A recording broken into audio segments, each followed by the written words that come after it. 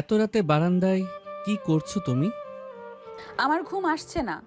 আর আপনাকে তো আমি ডাকিনি। ভেতরে চলো, ঠান্ডা লেগে যাবে। কাল সকালে আবার তোমার ভার্সিটি আছে। আমি যাব না। আমার এই রাতের বেলা চাঁদের আলো দেখতেই ভালো লাগছে। আপনি গিয়ে ঘুমান। আয়ান ধীর পায়ে নদীর দিকে এগিয়ে গেল। চাঁদের আলোতে নদীর মুখটা একদম বাচ্চাদের মতো মাসুম দেখাচ্ছে। নদীর এই ঘাড়তেরা স্বভাবটা আয়ানের বেশ ভালোই লাগে।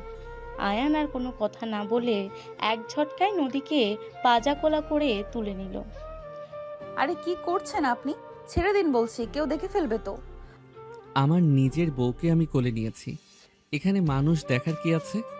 আর তুমি নিজের পায়ে হেঁটে ভেতরে যাবে না, তাই বাধ্য হয়ে কোলে নিতে হলো। নদী আয়ানের বুকে মুখ লুকিয়ে ফেলল। লজ্জায় তার কান লাল হয়ে গেছে। আয়ানের গায়ের পারফিউম আর আর্মিদের সেই চেনা ঘ্রাণটা নদীর ভেতর অন্যরকম এক অনুভূতি সৃষ্টি করছে। আয়ান নদীকে এনে বিছানায় আলতো করে শুইয়ে দিল। এরপর নিজেও পাশে শুয়ে নদীর দিকে ফিরে তাকালো।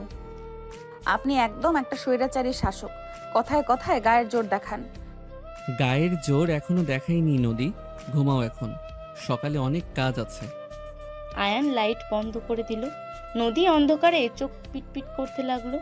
বিয়ে হয়েছে মাত্র 1 সপ্তাহ হলো।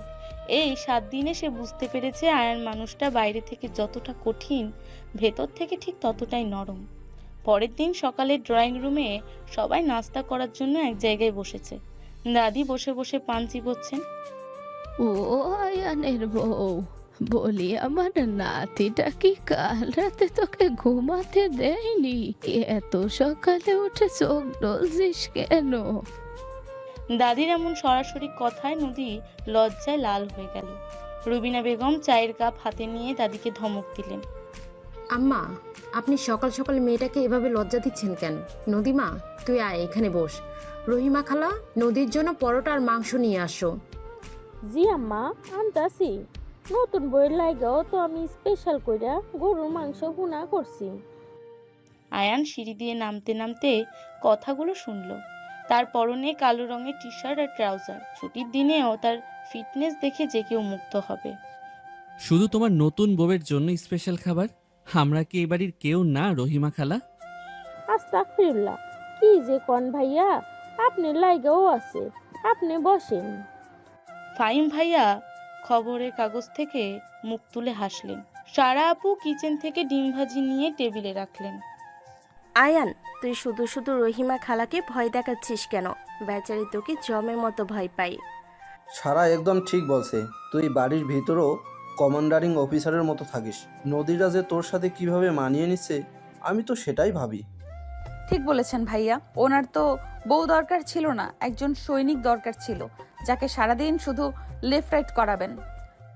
নদীর এই কথায় সবাই হো হো করে হেসে উঠল।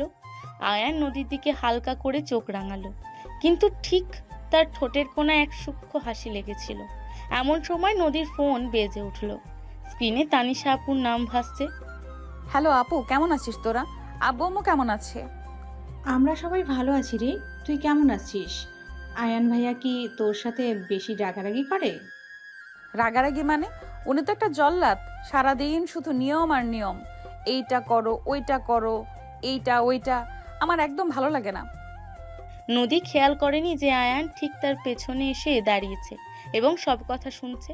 সারা আপু ইশারা করে নদীকে চুপ করতে বলল, কিন্তু নদী আপন মনেই বকবক করে যাচ্ছে।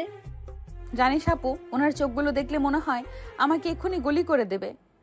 আমি গুলি করার আগে তোমাকে কোর্ট মার্শালে পাঠানো উচিত, কারণ তুমি সিনিয়র অফিসারের নামে বদনাম করছো।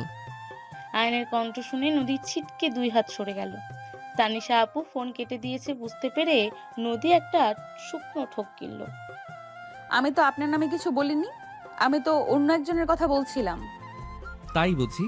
তা অন্য জল্লাদটাকে নাম বলো শুনি। দাদি পেছন থেকে হাসতে হাসতে বলে উঠলেন, ও আয়ান, তুই ওকে আর ভয় দেখাস না তো। আমার নাত বউটা এমনিতেই শুকিয়ে যাচ্ছে। তোমার নাত বউ এত সহজে শুকানোর পাত্রী নয় দাদি। ওর মাথায় সারা দিন শয়তানি বুদ্ধি ঘোরে। ঠিক তখনই বাড়ির কলিং বেল বেজে উঠল। রহিমা খালা গিয়ে দরজা খুলতেই দেখতে দেখতে পেল রিয়াজ চাচা আর পারভিন চাচি এসেছেন, সাথে নীলা আর সিয়ামকে নিয়ে। নীলার চোখ শুরুতেই আয়ানের দিকে আটকে গেল। কি খবর রুবিনা ভাবি? নতুন বউ তো দেখি সকাল সকাল নবাবজাদির মতো বসে আছে। ঘরের কোনো কাজ টাজ করে না নাকি? ও তো মাত্র কয়েকদিন হলো এই বাড়িতে এসেছে পারবিন। ওকে তো আমি কোনো কাজ করতে দেইনি, আর আমাদের বাড়িতে কাজের মানুষের তো অভাব নেই। পারভিন চাচির মুখটা একটু কালো হয়ে গেল। নীলা এগিয়ে এসে আয়ানের পাশে দাঁড়ালো। আয়ান ভাইয়া, কেমন আছো তুমি? বিয়ের পর তো তোমাকে দেখাই যায় না।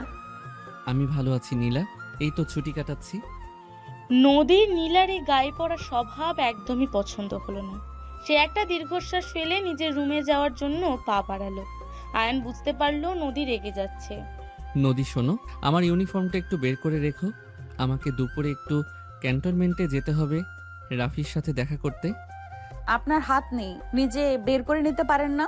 আমি এখন পারবো না, আমার সাব্বিরের সাথে গেম খেলার কথা আছে। নদীর এই মুখের ওপর জবাব শুনে পারভিন চাচি চোখ কপালে তুললেন। রিয়াজ চাচা সোফায় বসতে বসতে বললেন, শফিক ভাই, আপনার ছেলের বউ তো দেখছি অনেক তেজ। আয়নের মুখের ওপর কথা বলছে। আমাদের সময় তো এমন হলে রক্ষা ছিল না। আরে রিয়াজ, এটা ওদের ভালোবাসা, তুমি বুঝবে না। নদী মেয়েটা খুব ভালো, পুরো বাড়ি মাতিয়ে রাখে। নদী হন হন করে নিজের রুমে চলে গেল। আয়ান নীলার দিকে তাকিয়ে আর কোনো মনোযোগ না দিয়ে সোজা নদীর পিছু পিছু রুমে ঢুকলো এবং দরজাটা ভেতর থেকে লক করে দিল। দরজা লাগালেন কেন? খুলুন বলছি। আগে বলো, তোমার সমস্যা কি? নীলাকে দেখে রেগে গেলে কেন? জেলাস ফিল করছো? আমি কেন জেলাস ফিল করতে যাব?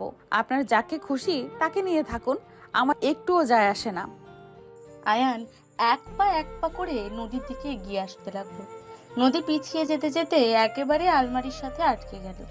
আয়ান তার দুই হাত নদীর মাথার দুই পাশে আলমারিতে রেখে তাকে ব্লক করে ফেলল। সত্যি তোমার কিছু যায় আসে না? তাহলে চোখ দুটো এমন ছলছল করছে কেন? সরান বলছি। আপনার ওই চাচাতো বোন তো আপনার জন্য পাগল। যান, ওর কাছে যান। আয়ান হঠাৎ করে নদীর কপালে একটা গভীর চুমু খেলো। নদী স্তব্ধ হয়ে গেল। এই প্রথম দিনের বেলায় আয়ান তার এতটা কাছে এসেছে। আমার জীবনে শুধু একটা পিচ্চি মেয়ের জায়গা আছে, অন্য কারো নয়, বুঝেছো তুমি? আমি পিচ্ছি না, আমাকে একদম পিচ্ছি বলবেন না। আচ্ছা ঠিক আছে পিচ্চি, এখন আমার ইউনিফর্মটা বের করে দাও। আর শোনো, বিকেলে রেডি থেকো, তোমাকে একটা জায়গায় নিয়ে যাব। নদী কিছু বলার আগেই আয়ান রুম থেকে বেরিয়ে গেল। নদীর বুকের ভেতর তখনও অদ্ভুত একটা ধুকপুকানি চলছে। সে দ্রুত আয়ানের ইউনিফর্ম বের করে ইস্ত্রি করতে বসলো। বিকেলে আয়ান এসে নদীকে নিয়ে বের হলো। গাড়িতে ওঠার পর নদী খেয়াল করলো আয়ান তাকে শহরের বাইরে একটা নীরব রেস্টুরেন্টের দিকে নিয়ে যাচ্ছে। আয়রা, কোথায় যাচ্ছিস? সারপ্রাইজ। বেশি কথা না বলে চুপচাপ বসে থাকো। রেস্টুরেন্টে ঢোকার পর নদী দেখলো সেখানে ক্যাপ্টেন রাফি আর তার স্ত্রী মিতু বসে আছে। মিতুকে দেখে নদীর খুব ভালো লাগলো। আরে আয়ান দোস্ত আয়, ভাবি কেমন আছেন? জি ভাইয়া, ভালো আছি। আপনারা কেমন আছেন? আমরা ভালো আছি। আপনি তো অনেক কিউট ভাবি। আয়ান ভাইয়ার মতো এমন নিরস মানুষের সাথে আপনার কিভাবে যে দিন কাটে। আয়ান রাফির দিকে তাকিয়ে একটা হাসি দিল। এরপর সবার জন্য কফি আর স্ন্যাক্স অর্ডার করলো। রাফি, আমার এই পিচ্চি বউটার একটা বন্ধু দরকার ছিল। আমি তো ডিউটি নিয়ে ব্যস্ত থাকি। মিতু যদি মাঝে মাঝে ওর সাথে সময় কাটায় তাহলে খুব ভালো হয়। অবশ্যই ভাইয়া, কাল থেকে আমরা একসাথে শপিংয়ে যাব আর আড্ডা দেব। নদী মুগ্ধ হয়ে আয়ানের দিকে তাকালো। যে মানুষটা সারাদিন তাকে বকা দেয় সে আড়ালে তার একাকিত্ব নিয়ে এতটা ভাবে, এইটা নদীর ধারণার বাইরে ছিল। আড্ডার মাঝে নদীর ফোনটা বেজে উঠল। স্ক্রিনে একটা আননোন নাম্বার। নদী ফোন রিসিভ করতেই ওপাশ থেকে একটা ভারী কণ্ঠস্বর ভেসে এলো। নদী, তুমি ভালো আছো? আমাকে চিনতে পারছো? নদীর হাত থেকে ফোনটা প্রায় পড়েই যাচ্ছিল। এই কণ্ঠস্বর তার খুব চেনা। এটা সেই মানুষটার কণ্ঠ যাকে সে তার ডায়েরির পাতায় পাতায় খুঁজে বেড়ায়। কিন্তু এই মানুষটা তো অনেক আগেই মারা গেছে। তাহলে কে কথা বলছে? নদী ভয়ে ভয়ে আয়নের দিকে তাকালো। আয়নের দৃষ্টি তীক্ষ্ণ হয়ে আছে নদীর দিকে। নদীর ফ্যাকাশে মুখ দেখে আয়নের কপালে চিন্তার ভাঁজ পড়ল।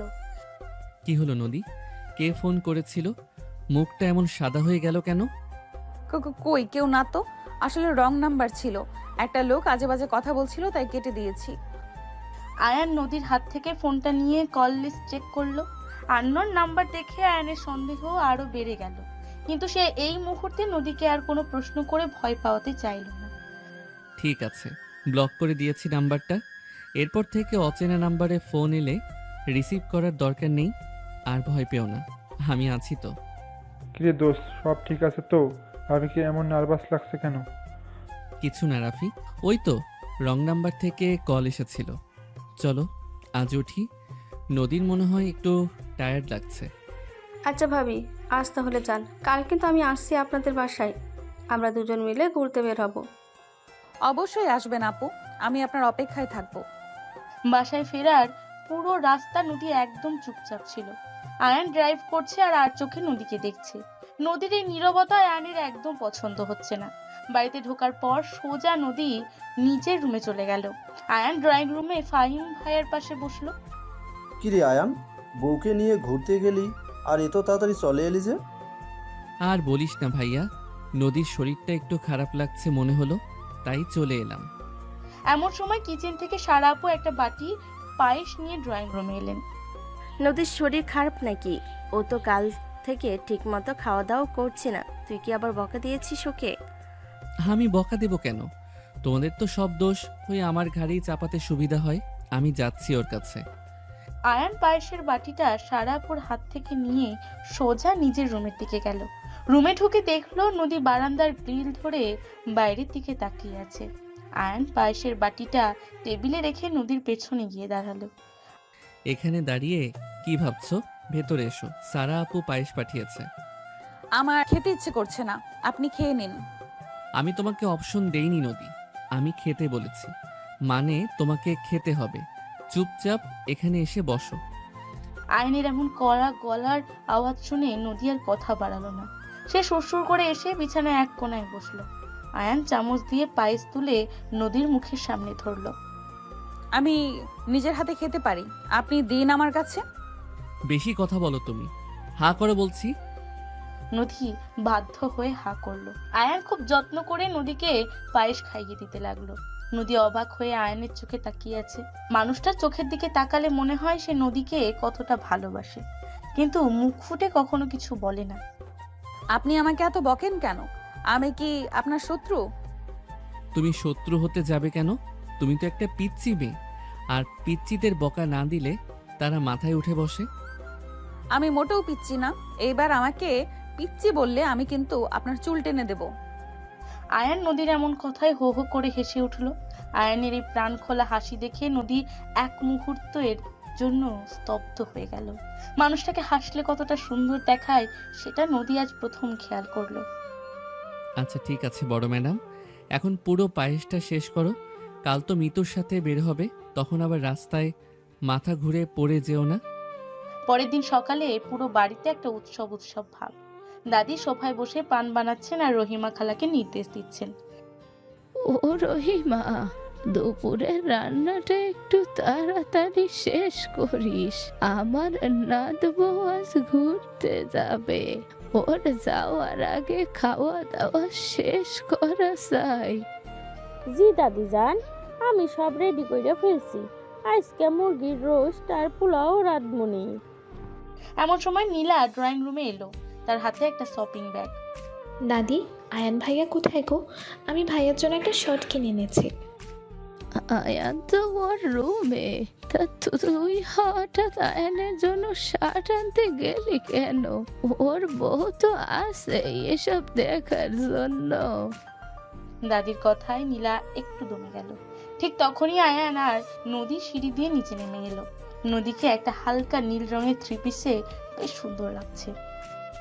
আয়ান ভাইয়া দেখো, আমি তোমার জন্য কি এনেছি। এই শার্টটা তোমাকে খুব মানাবে। শার্টের কি দরকার ছিল নীলা? আমার তো অনেক শার্ট আছে, আর তাছাড়া আমার শার্ট এখন থেকে নদী পছন্দ করে কিনে দেয়। আয়ানের এই কথায় নদীর বুকটা গর্বে ভরে উঠল। সে আর চোখে নীলার দিকে তাকালো। নীলার মুখটা থমথম করছে। নীলা আপু যখন কষ্ট করে এনেছে তখন রেখে দিন না, ওনার মন খারাপ হবে তো। আচ্ছা ঠিক আছে, রহিমা খালা শার্টটা নিয়ে আমার আলমারিতে রেখে দাও। আয়ান শার্টের ব্যাগটা রহিমা খালার হাতে ধরিয়ে দিয়ে নদীর দিকে ফিরল। মিতু তো চলে এসেছে, তুমি রেডি তো? সাবধানে থাকবে, আর একা একা কোথাও যাবে না, মিতুর সাথেই থাকবে। জি আচ্ছা কমান্ডার সাহেব, আমি একদম সাবধানে থাকবো। মিতু আর নদী গাড়ি নিয়ে শপিং মলে চলে গেল। মিতু খুব মিশুকে মেয়ে, কিছুক্ষণের মধ্যেই নদীর সাথে তার খুব ভালো বন্ধুত্ব হয়ে গেল। তারা দুজন মিলে বেশ কিছু কেনাকাটা করলো। ভাবি চলুন ফুড কোর্ট থেকে কিছু খেয়ে আসি, খুব খিদে পেয়েছে।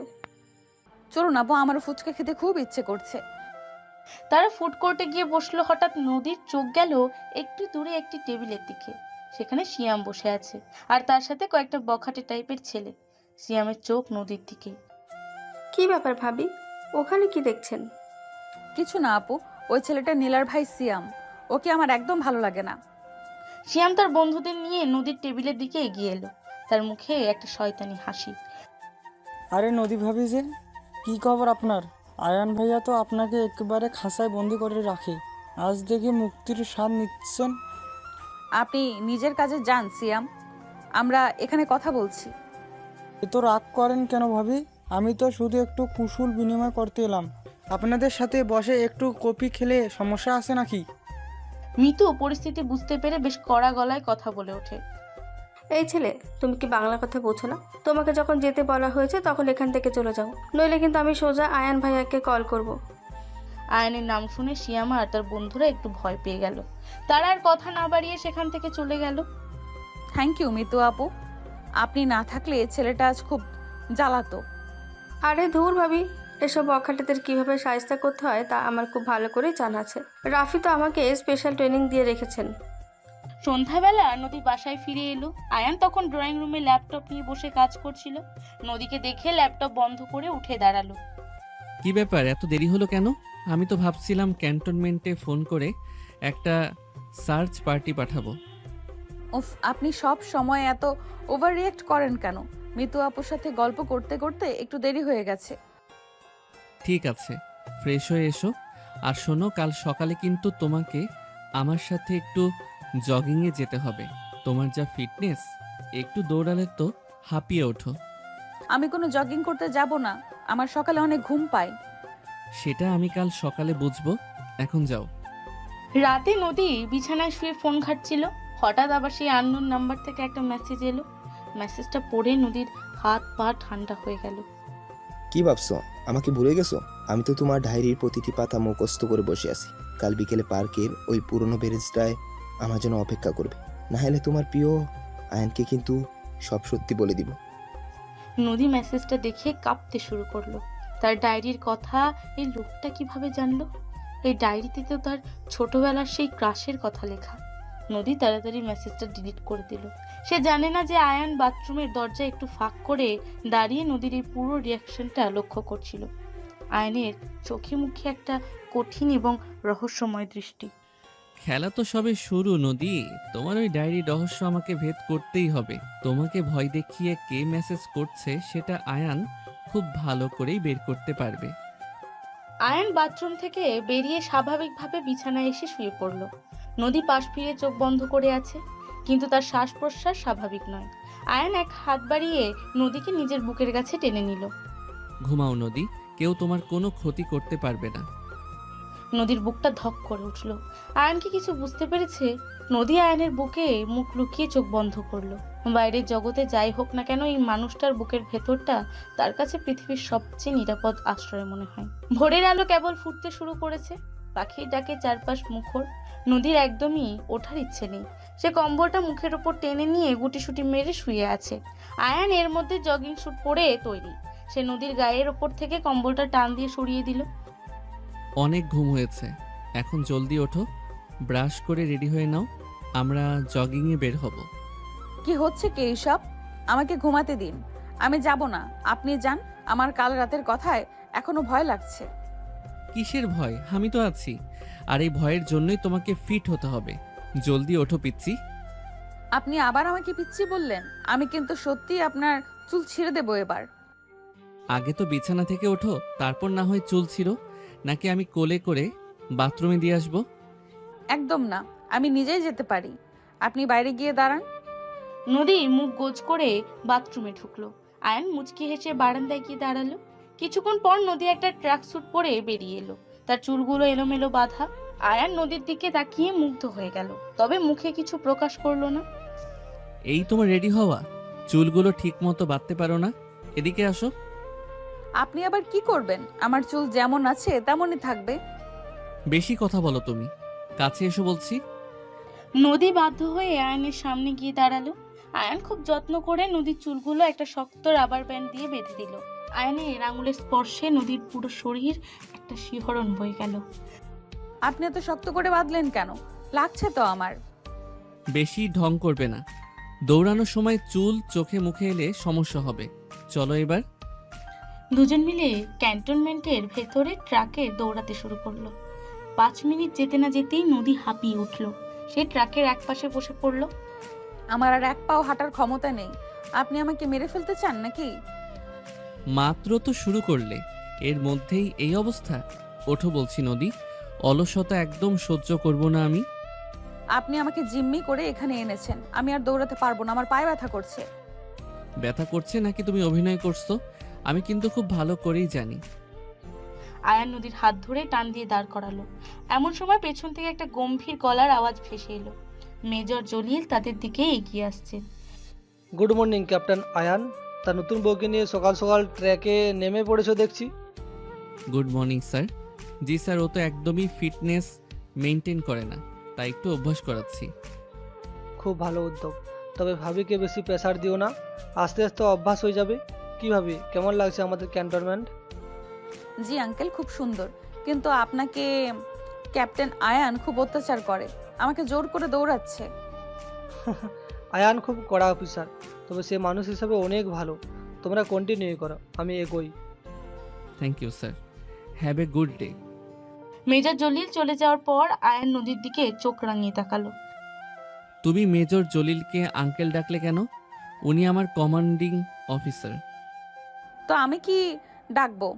বয়স্ক মানুষ, আঙ্কেল তো ডাকবই, আপনি আমাকে বকবেন না। আচ্ছা ঠিক আছে, আজ আর দৌড়াতে হবে না, চলো বাসায় যাই।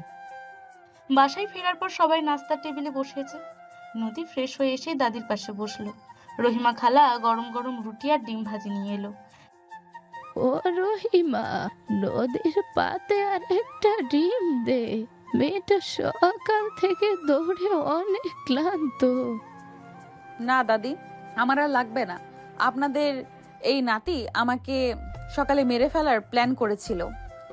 কিরে আয়ান, তুই নদীর সাথে এত রাফ বিহেভ করিস কেন? ও তো পিচ্ছি একটা মেয়ে। ভাইয়া, তুমিও ওকে পিচ্ছি বলছো? ও তো নিজেকে অনেক বড় মনে করে। তুই চুপ কর আয়ান। নদী, তুই খা, ওর কথা একদম কানে নিবি না। আয়ান, বিকেলে একটু আমার সাথে বের হতে হবে, জমির একটা ঝামেলা হয়েছে, তুই থাকলে সুবিধা হতো। আচ্ছা আব্বু, আমি যাব। নদী, তুই আজ ভার্সিটিতে যাবি না? তোর তো আজ ক্লাস আছে। জি আম্মু, আমি একটু পরেই বের হব। মিতু আপু আসবে আমাকে নিতে, আমরা একসাথেই যাব। নাস্তা শেষ করে নদী রেডি হতে নিজের রুমে গেল। আয়ানও পেছন পেছন ঢুকলো। নদী আয়নার সামনে দাঁড়িয়ে চোখে কাজল দিচ্ছিল। আয়ান পেছন থেকে এসে নদীর 2 কাঁধে হাত রাখলো। ভার্সিটিতে সাবধানে থাকবে, একা কোথাও যাবে না, মিতুর সাথেই থাকবে সব সময়। আপনি কি আমাকে গার্ড দিয়ে রাখবেন নাকি? আমি তো আর বাচ্চা নই। আমার কাছে তুমি বাচ্চাই। আর কাল রাতের মেসেজের কথা ভুলে যেও না, কেউ একজন তোমার ক্ষতি করার চেষ্টা করছে। আপনি ওই মেসেজটা দেখেছেন? আপনি আমাকে আগে বলেননি কেন? আমি সব জানি নদী, তুমি শুধু সাবধানে থাকবে। আমি থাকতে কেউ তোমার একটা চুলও বাঁকা করতে পারবে না। আয়নের কথায় নদীর ভেতরে একটা অদ্ভুত ভরসা কাজ করলো। আয়ন নদীর কপালে একটা আলতো চুমু দিয়ে রুম থেকে বেরিয়ে গেল। কিছুক্ষণ পর মিতু এলো এবং দুজন মিলে ভার্সিটির দিকে রওনা হলো। ভার্সিটির গেটে পৌঁছাতেই সিয়াম তাদের সামনে এসে দাঁড়ালো। আরে নদী ভাবি, আজ তো আয়ান ভাইয়া নেই, আজ শুধু একটু কথা বলা যাবে নাকি? সিয়াম, আপনি আমার রাস্তা থেকে সরুন, আমার ক্লাস আছে। এ তো তারা কিসের? কাল রাতে মেসেজটা পাননি? আপনার ওই ডায়েরির গোপন কথাগুলো তো আমার কাছে। নদীর বুকটা থক করে উঠল। তার মানে কাল রাতের মেসেজটা সিয়ামই পাঠিয়েছে। মিতু খুব রেগে গেল। এই ছেলে, তোমার সাহস তো কম না, তুমি নদীকে ব্ল্যাকমেল করার চেষ্টা করছো। আমি আজই রাফিকে সব বলবো। যা খুশি বলেন। নদী ভাবিকে আজ বিকেলে পার্কে আসতে বলবেন, নইলে আয়ান ভাইয়া সব জেনে যাবে যে তার বউ বিয়ের আগে অন্য কারো প্রেমে পাগল ছিল। সিয়াম একটা শয়তানি হাসি দিয়ে সেখান থেকে চলে গেল। নদীর হাত পা কাঁপছে। সে মিতুকে জড়িয়ে ধরে কাঁদতে শুরু করলো। ভাবি, আপনি কাঁদবেন না। এই ছেলেটার এত বড় সাহস, আমরা আয়ান ভাইয়াকে সব খুলে বলবো। না আপু প্লিজ, আয়ান যদি জানে আমি অন্য কাউকে ভালোবাসতাম তাহলে ও আমাকে ভুল বুঝবে। আমি নিজেই এর একটা ব্যবস্থা করব। কিন্তু ভাবি, এটা খুব রিস্কি হয়ে যাবে। ছেলেটা ভালো না। আমি আজ বিকেলে পার্কে যাব, দেখি ও কি চায়। আপনি কাউকে কিছু বলবেন না প্লিজ। মিতু বাধ্য হয়ে রাজি হলো। ক্লাস শেষে নদী বাসায় ফিরে এলো। আয়ান তখনও শফিক সাহেবের সাথে বাইরে। নদী নিজের রুমে গিয়ে ডায়েরিটা বের করে দেখলো এর কয়েকটা শেষ পাতাটা সত্যিই ছেঁড়া। তার মানে কেউ সত্যি সত্যিই তার ডায়েরি থেকে পাতাগুলো ছিঁড়ে নিয়েছে। বিকেল 5টায় নদী চুপি চুপি বাসা থেকে বেরিয়ে পার্কের দিকে রওনা হলো। পার্কে গিয়ে একটা পুরনো বেঞ্চে বসলো।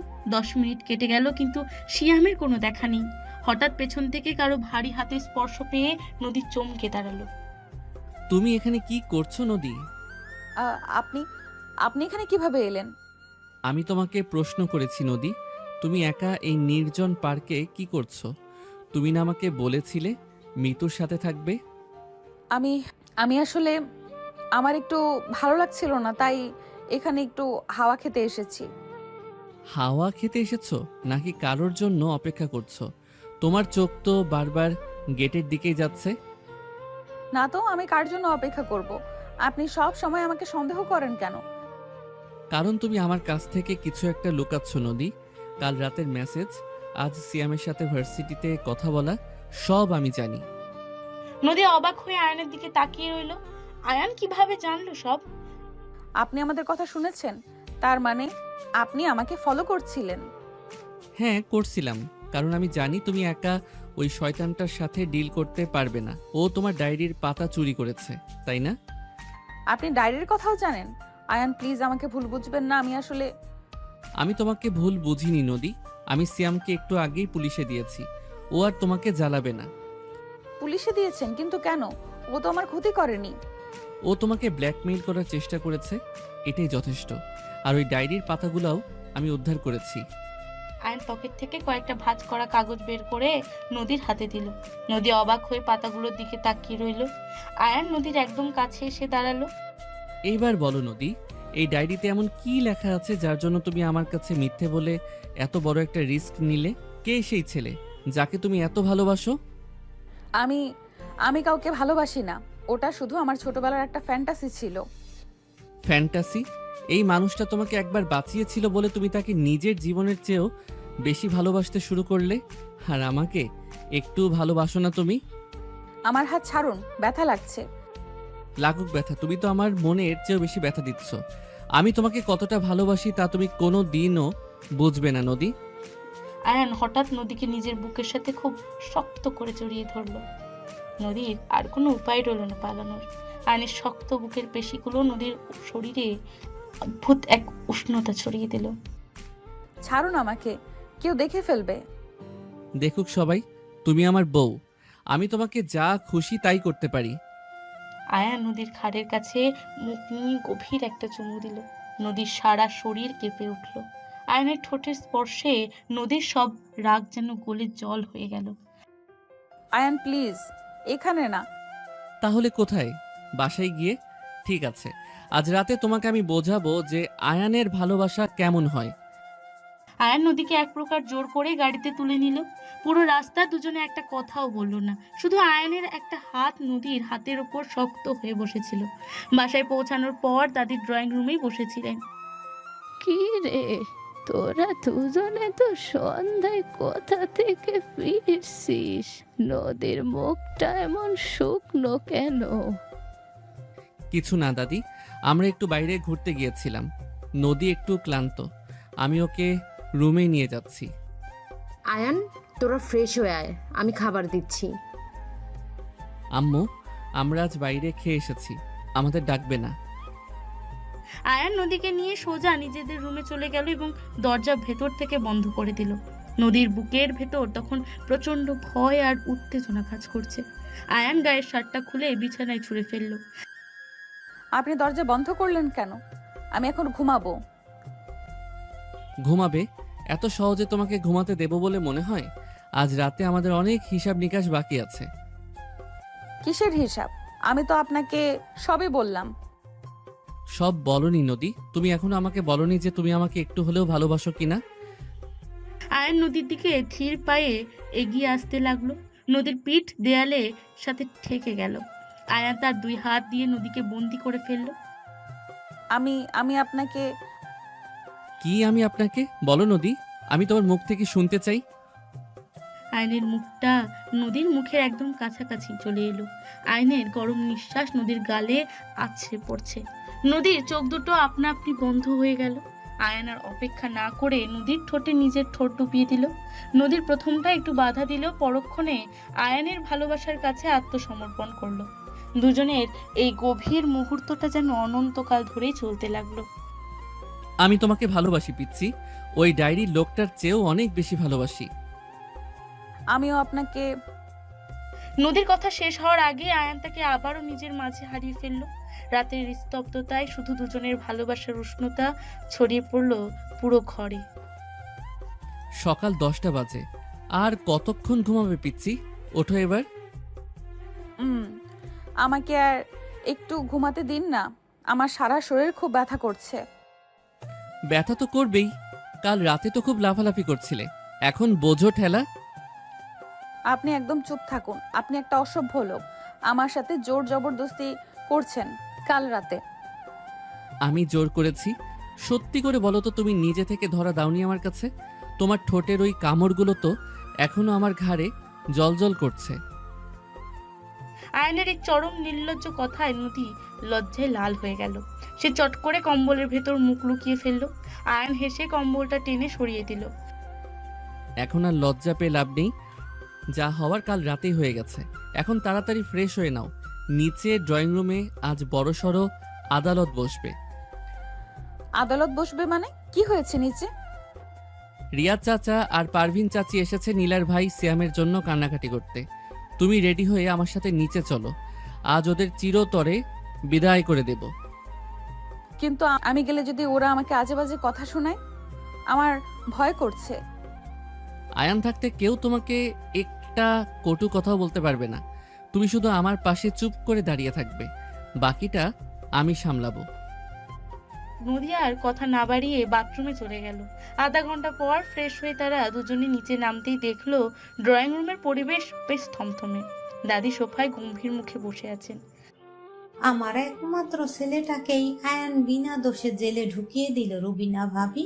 আপনারা কেউ কিছু বলছেন না কেন? আমার ছেলেটা তো ভাজা মাছ উল্টে খেতে জানে না। আয়ান কখনো বিনা কারণে কিছু করে না পারবেন। ওর নিশ্চয়ই কোনো শক্ত কারণ আছে। আয়ান আসুক, ওর মুখ থেকেই সব শোনো। কিসের শক্ত কারণ? নীলা তো কাল থেকেই ভাইয়ের জন্য কেঁদেই যাচ্ছে। আমার ছেলেটাকে ওরা দাগি আসামির সাথে গলদে রেখেছে। শফিক ভাই, আপনি আপনার ছেলেকে শাসন করবেন না কেন? রিয়াজ, তুমি তো জানো আয়ান আর্মি অফিসার, দেশের আইন কানুনও আমাদের চেয়ে ভালো বোঝে। ও আসুক আগে। আয়ান নদীকে সাথে নিয়ে সিঁড়ি দিয়ে নিচে নেমে সোজা রিয়াজ চাচার সামনে গিয়ে দাঁড়ান। নদীর হাত শক্ত করে ধরে রেখেছে আয়ান। আপনাদের ছেলের নামে আমি পুলিশে কমপ্লেন করেছি রিয়াজ চাচা, আর সে বিনা দোষে জেলে নেই। সে একজন সম্মানীয় মেয়েকে ব্ল্যাকমেইল করার চেষ্টা করেছে। তুমি মিথ্যা বলছো আয়ান ভাইয়া, আমার ভাই এমন কাজ করতেই পারে না। ওই নদী নিশ্চয়ই আমার ভাইয়ের সাথে গায়ে পড়ে কথা বলতে গেছে। মুখ সামলে কথা বলো নীলা, নদী আমার বউ, ওর নামে একটা বাজে কথা বললে আমি কিন্তু তোমাদের কাউকেই ছাড়বো না। তুই তো বউয়ের আসল ধরা হয়ে গেছিস আয়ান। এই কাল নাগিনী নিশ্চয়ই তোকে জাদু করেছে। আপনি কিন্তু মাত্রা ছাড়িয়ে যাচ্ছেন। নদী আমাদের বাড়ির বউ, ওকে এভাবে অপমান করার কোনো অধিকার আপনাদের নেই। একদম ঠিক কথা। নদী মেয়েটা কতটা ভালো তা আমরা সবাই জানি। আপনাদের ছেলের চরিত্র খারাপ সেটা স্বীকার করতে আপনাদের এত কষ্ট হচ্ছে কেন? তোমরা তো সবাই মিলে আমাদের অপমান করছো। আমি আজই থানায় গিয়ে সিয়ামকে ছাড়িয়ে আনবো, দেখি কি আটকাই। আপনি থানায় যেতে পারেন চাচা, কিন্তু সিয়ামের ফোনটা এখন পুলিশের কাছে।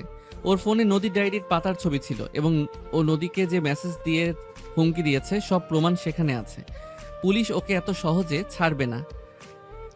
ও পারবিন, তোরা তো জানিস সিয়াম ছেলেটা বকাটে, সারাটা দিন মেয়েদের পেছনে ঘুরে বেড়ায়।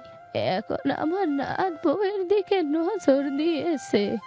তোরা এই বাড়ি থেকে এখনই বের হ।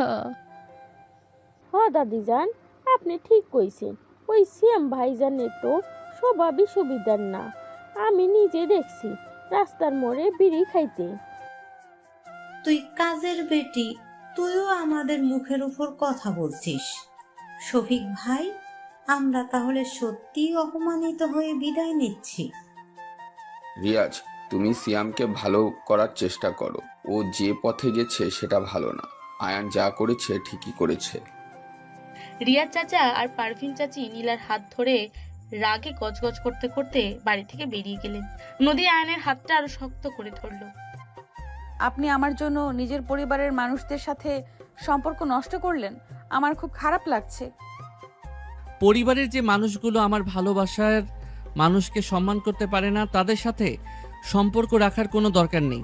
তুমি এসব নিয়ে একদম ভাববে না। আয়ান ঠিকই বলছে মা, তুই মন খারাপ করিস না।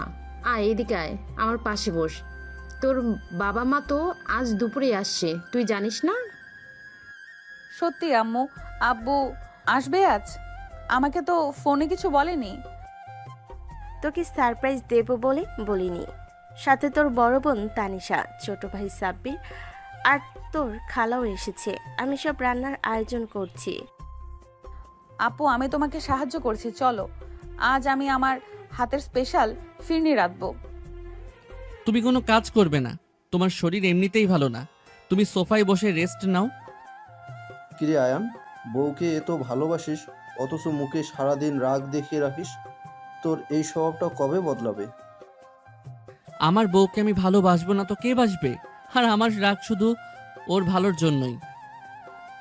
দুপুরবেলা নদীর পুরো পরিবার এসে হাজির হলো। কবিরউদ্দিন আর সালমা খাতুনকে দেখে নদী দৌড়ে গিয়ে জড়িয়ে ধরলো। কেমন আছিস মা? আয়ন বাবা তোকে খুব বকাঝকা করে নাকি? না আব্বু, ও একদম বকে না। ও খুব ভালো মানুষ, আমাকে খুব ভালোবাসে। শুনে খুব ভালো লাগলো মা। আয়ান বাবা, তুমি কেমন আছো? ডিউটির কি খবর? আলহামদুলিল্লাহ, আমি ভালো আছি আম্মু। ডিউটিও ভালোই চলছে। আপনারা বসে রেস্ট নিন, আমি খালা আর তানিশার সাথে কথা বলে আসছি। ও আয়েন বাবা, আমার নদীকে কিন্তু একদম কষ্ট দিবে না। ও খুব ইমোশনাল মেয়ে, একটুতেই কেঁদে দেয়। আপনি চিন্তা করবেন না খালা, আমি থাকতে নদীর চোখে এক ফোঁটা পানিও আসতে দিব না। আয়ান ভাইয়া, আমাকে একটা ভালো গেমিং পিসি কিনে দেবে বলেছিলে, কবে দেবে? সাব্বির, তুই চুপ কর। ভাইয়াকে এসেই বিরক্ত করে শুরু করেছিস। আরে তানিশা, ওকে বকছো কেন? সাব্বির, তুমি চিন্তা করো না, আমি আগামী সপ্তাহেই তোমার গেমিং পিসি পাঠিয়ে দেব। ইয়েস, থ্যাংক ইউ ভাইয়া, তুমি পৃথিবীর সবচেয়ে বেস্ট দুলাভাই। সবাই মিলে একসাথে বসে দুপুরের খাবার খেলো। অনেকদিন পর এত মানুষের আনাগোনায় বাড়িটা একদম সরগম হয়ে উঠলো। বিকেলে সবাই চলে যাওয়ার পর নদী নিজের রুমে গিয়ে ডায়েরিটা হাতে নিল। কাল রাতে তো এই ডায়েরির জন্য কত কিছু হয়ে গেল। লোকটা আমার ডায়েরি নিয়ে আমাকে কত কথা শোনালো। এখনো এই ডায়েরি নিয়ে বসে আছো? আমাকে তুমি ভালোবাসো বললে কাল রাতে, তাহলে আবার ওই পুরনো ক্রাশকে মনে করার কি দরকার? আমি তো মনে করিনি, আমি শুধু ভাবছিলাম আপনি আমাকে কতটা ভালোবাসেন। আমার ছোটবেলার পাগলামিটাকেও আপনি এত সুন্দর করে ম্যানেজ করলেন। আমি ম্যানেজ করিনি, আমি শুধু তোমার অতীতটাকে মুছে দিয়ে সেখানে নিজের জায়গা করে নিতে চাই। আমার অতীতে কিছু ছিল না আয়ান, ওই মানুষটা শুধু একটা কল্পনা ছিল, কিন্তু আপনি আমার বাস্তব। আমি আপনাকে সত্যি অনেক ভালোবাসি। আয়ান মুচকি হাসলো। তার চোখের দৃষ্টিতে এক গভীর রহস্য। নদী যদি জানতো ওই ডায়েরির কল্পনার মানুষটা আর সে নিজেই একই ব্যক্তি, তাহলে নদীর রিয়াকশন কি হতো? আয়ান নদীকে কাছে টেনে কপালে একটা চুমু খেলো। আজ সন্ধ্যায় রাফি আর মিতু আসবে আমাদের বাসায়, ওদের সাথে আমরা ডিনার করব। তুমি রেডি হয়ে নিও। মিতু আপু আসবে, খুব ভালো হবে। আমি এক্ষুনি সুন্দর একটা শাড়ি বের করছি। সন্ধ্যায় রাফি আর মিতু এলো। ড্রয়িং রুমে বসে চারজন মিলে আড্ডা দিচ্ছিল। দোস্ত, তুই তো বিয়ের পর পুরোই বদলে গেছিস। তোর তো আজকাল আমাদের সাথে আড্ডা দেওয়ার সময়ও হয় না। বউয়ের সাথে সময় কাটাবো নাকি তোদের সাথে আড্ডা দেবো? তুইও তো মিতুকে নিয়ে সারাদিন ঘুরিস। ভাবি, আপনি এত সুন্দর করে শাড়ি পরেন কিভাবে? আপনাকে তো একদম পরীর মতন লাগছে আজ। থ্যাংক ইউ আপু। আয়ান আমাকে এই শাড়িটা প্রথম দিন কিনে দিয়েছিল, আজ তাই এটাই পরলাম। আচ্ছা দোস্ত, মেজর জলিল স্যার কি তোকে কোনো নতুন মিশনের কথা কিছু বলেছেন? আজ হেডকোয়ার্টারে বেশ মিটিং চলছিল। না তো, আমাকে তো কিছু বলেননি। কেন, কোনো সমস্যা? ঠিক তখনই আয়ানের ফোন বেজে উঠল। স্ক্রিনে মেজর জলিলের নাম। আয়ান ইশারায় সবাইকে চুপ করতে বলে ফোন রিসিভ করলো। জি sir, captain Ayaan speaking. Ayaan, তোমাকে কাল সকালে চিটাগাং যেতে হবে। একটা স্পেশাল ডিটাচমেন্টের কাজ আছে, 2 দিন থাকতে হতে পারে। তুমি কি রেডি? ইয়েস স্যার, আমি কাল সকালে রিপোর্ট করছি। আয়ান ফোন রাখতেই নদীর মুখটা ছোট হয়ে গেল। মাত্র তো তাদের সম্পর্কটা স্বাভাবিক হতে শুরু করেছিল, এর মাঝে আয়ানকে চলে যেতে হবে ভেবে নদীর খুব কষ্ট হচ্ছিল। আপনাকে চলে যেতে হবে কালকে? কতদিনের জন্য? 2 দিনের জন্য নদী। আমি আর্মি ডিউটি তো বোঝই, ডাকলেই যেতে হবে। ভাবি, মন খারাপ করবেন না। আর্মির বউদের এইটুকু স্যাক্রিফাইস তো করতেই হয়। আমি আর রাফি আজ উঠছি, কাল আবার কথা হবে। রাফি আর মিতু চলে যাওয়ার পর আয়ান আর নদী নিজেদের রুমে এলো। নদী আয়ানের সুটকেস গোছাতে গোছাতে ফুপিয়ে কাঁদতে শুরু করলো।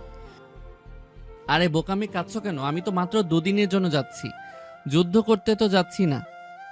আমার একটুও ভালো লাগছে না। আপনি যাবেন না প্লিজ? ছুটি নেওয়া যায় না? ডিউটির ক্ষেত্রে কোনো ইমোশন খাটে না নদী। তুমি একজন অফিসারের বউ, তোমাকে শক্ত হতে হবে। আমি শক্ত হতে চাই না, আমি শুধু আপনাকে চাই। আমি একা কিভাবে থাকবো? আয়ান সুটকেসটা একপাশে সরিয়ে রেখে নদীকে 2 হাতে পাজা কোলা করে কোলে তুলে নিল। নদীর চোখের পানি আয়ানের শার্ট ভিজিয়ে দিচ্ছে। আয়ান নদীকে বিছানায় বসিয়ে নিজে তার সামনে হাঁটু কেড়ে বসলো। আমি যখন থাকবো না তখন তুমি সারা আপু আর মিতুর সাথে সময় কাটাবে, আর একদম মন খারাপ করবে না। আপনি কি আমাকে একটুও মিস করবেন না? তোমাকে মিস না করে কি আমার এক মুহূর্ত কাটবে? তুমি তো আমার বুকের ভেতরের মানুষ। আয়ান নদীর মুখটা 2 হাতে তুলে ধরে ওর ঠোঁটে একটা গভীর এবং আবেগপূর্ণ চুম্বন করলো। নদীর সব কষ্ট যেন এই চুমোর মধ্য দিয়েই গলে গলে পড়তে লাগলো। আয়ানের 2 হাত নদীর পিঠ জড়িয়ে আরো শক্ত করে কাছে টেনে নিল। আয়ান, আপনি আমাকে ছেড়ে কখনো যাবেন না তো? কখনো না, তোমাকে ছেড়ে আমার যাওয়ার কোনো জায়গাই নেই। রাতের নিস্তব্ধতা ভেঙে শুধু দুজনের দীর্ঘশ্বাস আর ভালোবাসার শব্দ শোনা যেতে লাগলো। আয়ান নদীকে বিছানায় শুইয়ে দিয়ে লাইট নিভিয়ে দিল। অন্ধকারে আয়ানের স্পর্শে নদীর শরীরের প্রতিটা রোমকূপ জেগে উঠল। নদীর ঠোঁট, গাল আর ঘাড়ে আয়ানের উষ্ণ চুম্বনের তারা চলতে লাগলো। আপনি খুব অসভ্য। কাল সকালেই আপনার ডিউটি আছে আর আপনি এখনো ঘুমাচ্ছেন। ডিউটিতে গেলে তো 2 দিন তোমাকে ছুতে পারবো না, তাই 2 দিনের আদর আজ রাতেই পুষিয়ে নিচ্ছি। উফ, আপনার কথার সাথে একদম পারা যায় না। আপনি সত্যি একটা জল্লাদ। জল্লাদের আদর কেমন হয় সেটা আজ তোমাকে খুব ভালো করেই বোঝাবো আমি। তুমি শুধু চুপচাপ চোখ বন্ধ রাখো। নদীর শরীরটা আয়ানের বাহুডোরে সম্পূর্ণ আটকে গেল। আয়ানের প্রতিটা আদরে নদী যেন নতুন করে নিজেকে আবিষ্কার করছিল। ভোরের আলো ফোটার আগে পর্যন্ত দুজনের এই ভালোবাসার খেলা চলল। সকালে নদী যখন চোখ খুলল তখন আয়ান রুমে নেই। সে দ্রুত বিছানা থেকে উঠে বারান্দায় গেল। দেখলো আয়ান নিচে গাড়িতে উঠেছে, পরনে ফুল ইউনিফর্ম। আয়ান, সাবধানে যাবেন, আমি আপনার জন্য অপেক্ষা করব। আয়ান গাড়ির ভেতর থেকে নদীর দিকে তাকিয়ে একটা মুচকি হাসি দিল এবং একটা ফ্লাইং কিস ছুড়ে দিল। গাড়িটা গেট পেরিয়ে গেল। নদীর বুকের ভেতরটা ফাঁকা হয়ে গেল। এই মানুষটাকে সে এত তাড়াতাড়ি এতটা ভালোবেসে ফেলবে, এটা সে কখনো স্বপ্নেও ভাবেনি। কিরে নদী, সকাল থেকে মুখটা এমন বাংলার পাঁচের মতো করে বসে আছিস কেন? আয়ান গেছে মাত্র কয়েক ঘন্টা হলো, এরই মাঝে এই অবস্থা। আপু, তুমি আমাকে একদম রাগাবে না। আমার এমনিতেই ভালো লাগছে না। বাড়িটা কেমন ফাঁকা ফাঁকা লাগছে। উনি থাকলে সারাদিন আমাকে বকতেন। এখন সে বকা শোনার মানুষটাও নেই। ওরে আমার পাগল মেরে, বকা শোনার জন্য কেউ এমন মন খারাপ করে আমি এই প্রথম দেখলাম। বরং তুই এক কাজ কর, আয়নের আলমারিটাই একটু গুছিয়ে রাখ, সময় কেটে যাবে। হ্যাঁ আপু, এটাই ভালো হবে। ওনার আলমারিটা একদম রঙান হয়ে আছে। নদী ধীর পায়ে নিজের রুমের দিকে গেল। সারাপু হাসতে হাসতে কিচেনে চলে গেলেন। নদী রুমে ঢুকে আয়ানের আলমারি খুলল। সব জামা কাপড় এলোমেলো। নদী খুব যত্ন করে শার্ট, প্যান্ট, টি শার্টগুলো ভাঁজ করতে শুরু করলো। হঠাৎ একদম ভেতরের তাকে সে একটা ছোট্ট কাঠের বাক্স নদীর চোখে পড়ল। বাক্সটায় একটা ছোট্ট তালা ঝোলানো। নদীর খুব কৌতূহল হলো, এই বাক্সে কি আছে যা আয়ান তালা দিয়ে রেখেছে। ও নাথ বউ, তুই কোথায় গেলি? আমার পানের বাটাটা একটু এগিয়ে দে তো ভাই। আসছি দাদি, আমি একটু কাজ করছিলাম। নদী বাক্সটা আগের জায়গায় রেখে দিয়ে দৌড়ে ড্রয়িং রুমে গেল। দাদি সোফায় বসে আছেন, রহিমা খালা পাশের ঘর মুছছেন। নদী দাদির হাতে পানের বাটাটা তুলে দিল। আয়ানটা যাওয়ার পর বাড়িটা একদম শান্ত হয়ে গেছে। তুইও কেমন চুপচাপ হয়ে গেলি। আগে তো সারা দিন বক বক করতি। হ দাদিজান, ভাইজান বাড়িতে থাকলে একটা ভয়ে ভয়ে কাজ করে, কিন্তু বাড়িটা গম গম করে। ভাবি জানে তো মন খারাপ হইবই। নতুন বিয়া হয়েছে, এই সময় স্বামী দূরে থাকলে কলিজাটা আনচান আনচান করে। খালা, তুমি একদম উল্টাপাল্টা কথা বলবে না। আমার কোনো আনচান করছে না, আমি খুব শান্তিতেই আছি। কেউ আমাকে কথায় কথায় পিচ্চি বলে ডাকছে না। মুখে যতই বলিস, তোর চোখ তো অন্য কথা বলছে। আয়ানের জন্য তোর মনটা পড়ছে, সেটা আমি এই বয়সে এসে ঠিকই বুঝতে পারছি। এমন সময় কলিং বেল বেজে উঠল। রহিমা খালা গিয়ে দরজা খুলতেই মিতু ভেতরে ঢুকলো। মিতুকে দেখে নদীর মুখে একটু হাসি ফুটলো। কি ব্যাপার ভাবি, কেমন আছেন? আমি তো ভাবলাম আয়ান ভাইয়া যাওয়ার পর আপনি কাঁদছেন বসে বসে, তাই দেখতে এলাম। আপু, আপনিও শুরু করলেন? আমি মোটেও কাঁদছি না। আসুন, আমার রুমে আসুন। দাদি কেমন আছেন? সারা আপু কোথায়? আমি ভালো আছি নাথ বউ, সারা তো রান্না করে। তোরা যা, গল্প কর গিয়ে, আমি একটু পানছি ভাই। নদী আর মিতু রুমে এসে বসলো। মিতু নদীর শুকিয়ে যাওয়া মুখ দেখে একটা হাসি দিল। ভাবি, প্রথম প্রথম এমন হয়। রাফি যখন বিয়ের পর প্রথমবার মিশনে গেল, আমি তো 3 দিন খাইনি, কিন্তু পরে ঠিকই অভ্যাস হয়ে গেছে। আপু, ওনার ফোন বন্ধ কেন? আমি সকাল থেকে 2বার কল করেছি, কোনো খবর নেই। উনি ঠিক আছেন তো? আরে ভাবি, এত টেনশন করবেন না। ডিউটিতে থাকলে ফোন অফ রাখতে হয়।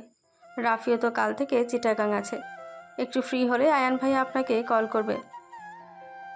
আমার খুব ভয় লাগছে আপু। আর্মির চাকরি, কখন কি হয়। উনি মানুষটা বাইরে থেকে এত রাগী, কিন্তু আমার একটু কিছু হলেই পাগলের মতো করেন।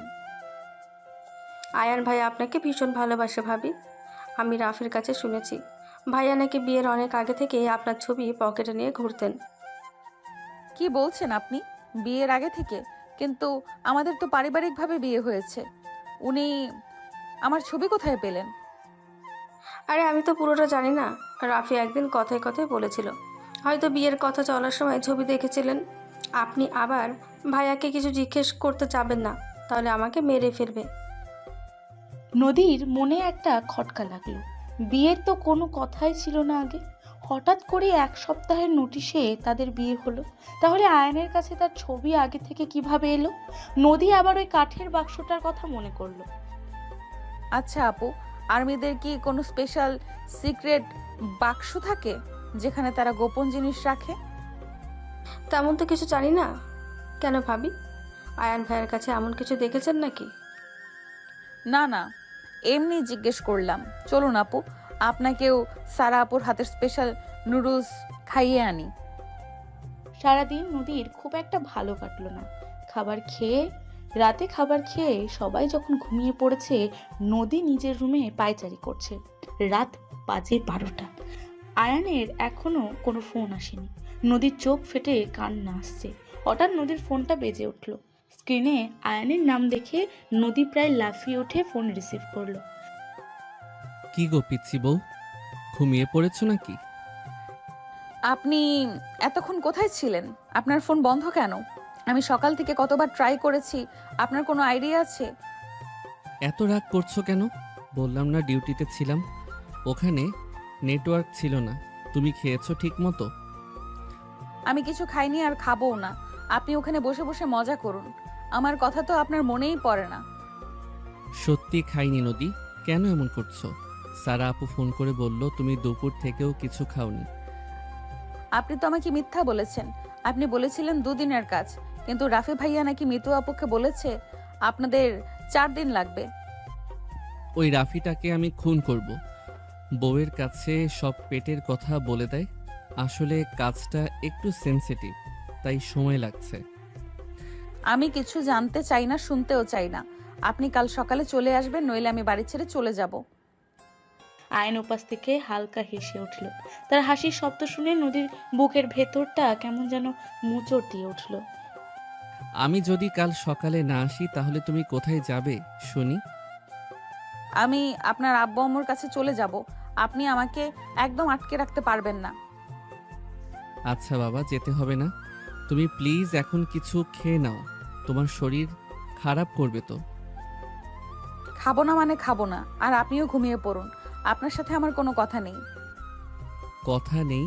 ভালো কথা, কিন্তু আমার তো তোমার ওই নরম ঠোঁট দুটোর কথা খুব মনে পড়ছে।